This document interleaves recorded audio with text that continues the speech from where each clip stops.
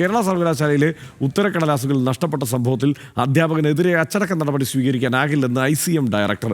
മണിക്കൂർ വേതനത്തിൽ ജോലി ചെയ്യുന്ന ഉദ്യോഗസ്ഥനെ സസ്പെൻഡ് ചെയ്യാനാകില്ലെന്ന് ICM ഡയറക്ടർ ശശികുമാർ ന്യൂസ് മലയാളത്തോട് പറഞ്ഞു. ഇതോടെ സർവകലാശാല VCയുടെ സസ്പെൻഷൻ നിർദ്ദേശം അസാധുവായി. കേരള സർവകലാശാല 3ാം സെമസ്റ്റർ MBA പരീക്ഷ എഴുതിയ 71 വിദ്യാർത്ഥികളുടെ ഉത്തരക്കടലാസുകളാണ് നഷ്ടപ്പെട്ടത്. വിഷയം ചർച്ചയായതു മുതൽ മൂല്യനിർണ്ണയത്തിന് നിയോഗിച്ച അധ്യാപകനെ പഴിക്കുന്ന നിലപാടാണ് സർവകലാശാല തുടർന്നത്. അച്ചടക്ക നടപടിയെന്നോണം അധ്യാപകനെ സസ്പെൻഡ് ചെയ്യാൻ സർവകലാശാല vice chancellor doctor Mohanan Kunnummal നിർദ്ദേശം നൽകി. തിരുവനന്തപുരം പൂജപ്പുരയിൽ പ്രവർത്തിക്കുന്ന ഇൻസ്റ്റിറ്റ്യൂട്ട് ഓഫ് കോഓപ്പറേറ്റീവ് മാനേജ്മെന്റിലെ ഗസ്റ്റ് അധ്യാപകനെതിരെയായിരുന്നു നടപടി. പക്ഷേ ഈ നീക്കത്തെ തള്ളിയായിരുന്നു ICM ഡയറക്ടർ ശശികുമാർ ന്യൂസ് മലയാളത്തോട് പ്രതികരിച്ചത്. നമ്മൾക്ക് ഒരു സബ്ജക്ട് എടുക്കാൻ വന്നിരുന്നുള്ള ഗസ്റ്റ് ഫാക്കൽറ്റി അല്ലാതെ പെർമനന്റ് ഫാക്കൽറ്റി അല്ല. മനസ്സിലല്ലേ? അതിപ്പോ അയാൾക്ക് നമ്മുടെ അടുത്ത് മാത്രമല്ല, പല സ്ഥലത്തും ക്ലാസ് എടുക്കുന്നുണ്ടാവും. അതുപോലെ ഒരു സബ്ജക്ട് ഇവിടെ എടുത്തു എന്ന് മാത്രമാണ്. അപ്പൊ നമ്മൾ സാധാരണ ഏതൊക്കെ സബ്ജക്ട്സ് ആരൊക്കെ എടുക്കുന്നു എന്നുള്ളത് ഒരു ഡീറ്റെയിൽസ് അവർക്ക് കൊടുക്കണം. അപ്പൊ അത് കൊടുക്കണമെന്ന പ്രകാരം ആ ഡീറ്റെയിൽസ് വെച്ചിട്ട് ഫോൺ നമ്പർ, പേരും ഫോൺ നമ്പറും ഉണ്ടാവും.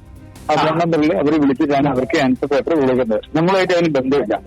അതായത് നമുക്കതിൽ ഇപ്പൊ ആക്ഷൻ എടുക്കാനുള്ള കാര്യമൊന്നുമില്ല. അയാളിപ്പോ നമ്മൾ ഒഴിവാക്കേണ്ടതൊന്നും വരുന്നത് ഒഴിവാക്കാന് നമ്മളിപ്പോ വേണമെങ്കിൽ വിളിക്കണ്ടാന്നിരിക്കും. പക്ഷെ നിലവിൽ അയാൾ നമ്മുടെ പെർമനന്റ് ഫാക്കൽറ്റിയോ അല്ലെങ്കിൽ കോൺട്രാക്ട് ഫാക്കൽറ്റിയോ അല്ല. സംഭവത്തിൽ അധ്യാപകനോടൊപ്പം വീഴ്ച സംബന്ധിച്ച സർവകലാശാല വീണ്ടും പ്രതിസന്ധിയിൽ ആയിരിക്കുകയാണ്. അധ്യാപകനെതിരെ DGPക്ക് നൽകിയ പരാതിയുടെ അന്വേഷണ റിപ്പോർട്ടിന്റെ അടിസ്ഥാനത്തിലെ അടുത്ത നീക്കത്തിലേക്ക് കടക്കാനാകൂ. ഒപ്പം വെള്ളിയാഴ്ച അധ്യാപകന്റെ നേരിട്ടുള്ള വിശദീകരണവും തേടും. ഇവയുടെ അടിസ്ഥാനത്തിലായിരിക്കും സർവകലാശാല പരീക്ഷാ വിഭാഗം ഉദ്യോഗസ്ഥർക്കെതിരെ അടക്കമുള്ള നടപടികൾ. കഴിഞ്ഞ മാസം 17 ചേർന്ന സിൻഡിക്കേറ്റ് യോഗമാണ് ഏപ്രിൽ 7 പരീക്ഷ നടത്താൻ തീരുമാനിച്ചത്. അന്നേ ദിവസം ഹാജരാകാത്തവർക്ക് 22 അവസരം നൽകും. പരീക്ഷ പൂർത്തിയായി 3 ദിവസത്തിനകം ക്യാമ്പിൽ തന്നെ മൂല്യനിർണ്ണയം നടത്തി ഫലം പ്രസിദ്ധീകരിക്കാനാണ് നീക്കം. തീർച്ചയായിട്ടും കുട്ടികളുടെ കാര്യം വളരെ സങ്കടകരമാണ്. അവർ വാസ്തവത്തിൽ ഇത് യൂണിവേഴ്സിറ്റി നേരത്തെ റിസൾട്ട് പ്രസിദ്ധീകരിക്കേണ്ടതായിരുന്നു. പക്ഷേ യൂണിവേഴ്സിറ്റി പരീക്ഷ നടത്താതെ കുട്ടികൾക്ക് റിസൾട്ട് കൊടുത്തു കഴിഞ്ഞാൽ ആ കുട്ടികളെ സംബന്ധിച്ചിടത്തോളം ഒരു ഗുരുതരമായ ഭാവിയിൽ പ്രശ്നങ്ങളുണ്ടാകും. ആരെങ്കിലുമൊക്കെ ചൂണ്ടിക്കാണിക്കുകയും അങ്ങനെയൊക്കെ. പിന്നെ യൂണിവേഴ്സിറ്റിയെക്കുറിച്ചുമുള്ള പ്രശ്നങ്ങളുണ്ട്. അതുകൊണ്ട് പരീക്ഷ നടത്താൻ തന്നെയാണ് തീരുമാനം.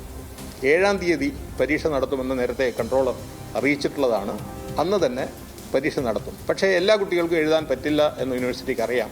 അതുകൊണ്ട് ഇതേ പരീക്ഷ തന്നെ 22-ാം തീയതിയും വീണ്ടും നടത്തും. കഴിഞ്ഞ വർഷം മെയ്യിൽ നടന്ന പരീക്ഷയുടെ ഉത്തരക്കടലാസുകളാണ് ജനുവരിയിൽ നഷ്ടപ്പെട്ടത്. പാലക്കാട് വെച്ച് ബൈക്കിൽ സഞ്ചരിക്കവെയാണ് അധ്യാപകന്റെ പക്കൽ നിന്നും വീഴ്ചയുണ്ടായത്.